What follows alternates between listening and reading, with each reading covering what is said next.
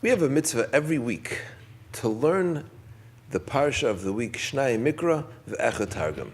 Twice the Chumash, reading the Chumash, and then one time using a translation so we get a feel for what's going on. Now, there are different ways you could do this mitzvah. You could do it pasuk by pasuk. You can do it portion by portion, aliyah by aliyah, the whole parsha, and then the whole parsha again. So I used to do it portion by portion. What do I mean by a portion? If you ever looked into a Torah, you've seen that it has like little paragraphs, and every couple sentences, every new topic has a new paragraph, and it's delineated in the Chumash with either a pei or a samach to let you know here's something new happening. So I start learning Parshas Vayezei, this week's parsha, and I'm reading, and I'm reading, and I'm reading, and I'm reading, and there's no paragraph, there's no new parsha until you finish the Sedra. Whew, that was exhausting. What's up with that? Why is this parsha got so many things happening? The parsha starts off with Yaakov leaving Haran and having a dream and having malachim come down. Then he goes to Lavan's house and he meets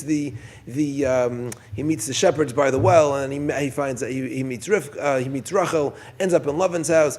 Whole story with Lavan, and finally he's coming back. Lots of different things happening, but it only gets one parsha, one long parsha, no breaks. What's up with that?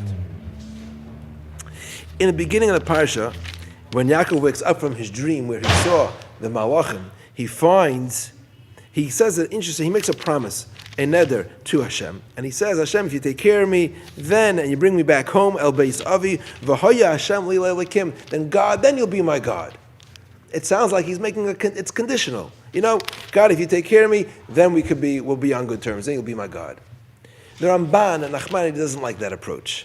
He says, this is not a t'nai. You know what's going on here? Yaakov has a recognition that I'm about to leave Israel, I'm about to leave Eretz Yisrael. And there's something different about the spiritual pursuit, the avodas Hashem you have in Eretz Yisrael and you have in Chutz La'aretz. And therefore he says, when I come back home to my land of Israel, that's when I'll be able to serve you fully in the Beis Elikim. Phenomenal. The Ramban holds that being Mekayim mitzvahs in Chutz La'aretz, outside of Israel and the diaspora, is different, qualitatively different than doing it in Eretz Yisrael. And I'm sure we all have had that experience. How many of us have come back from Eretz Yisrael and say, it's just harder to daven here in the Golah. In Eretz Yisrael, you just feel so much more connected, because it's true. Yaakov has that recognition that when I come back, then v'haya Hashem li le'elekim, that'll be a different, qualitatively different pursuit of spirituality. So what do? Here we are in Chutz La'aretz. We're Bagolah. We're not in the land of Israel, and it does feel different. So what do we need to do? One thing that's important for us to do is to never lose focus, to remember where we're going back. We are so fortunate to live in this wonderful country in Chutz La'aretz, but we can't lose focus where we're supposed to be. We're supposed to be back in Eretz Yisrael. And we got to do something to remind us that we got to go back. My Rebbe would say that his mother, Allah Hashem, Rabbi Berkowitz, his mother bought a broom for the Merpasot in Eretz Yisrael, for her porch in Israel. While living on Borough Park in Brooklyn, New York, she bought a broom because you need a special, strong broom for your porch in Eretz Yisrael. She was not Mesiach Das. She didn't lose her focus that she's going back. We're going back to Israel. That's where we belong. Perhaps that is the remez, the hint here, that the Torah does not make any breaks in this parsha.